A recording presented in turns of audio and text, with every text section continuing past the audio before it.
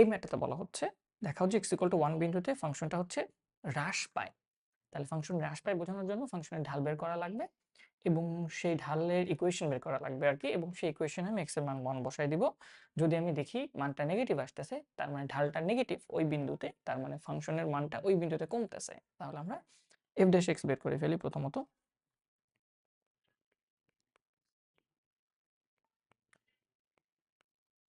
1 এবং এখন যদি আমরা মানটা বসায় দিই যে f(1) কত আসে,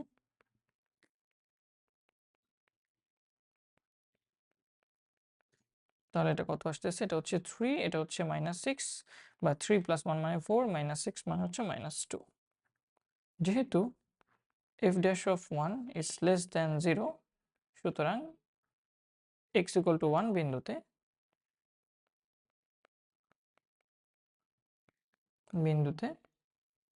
f(x) হ্রাস পায়। সহজ।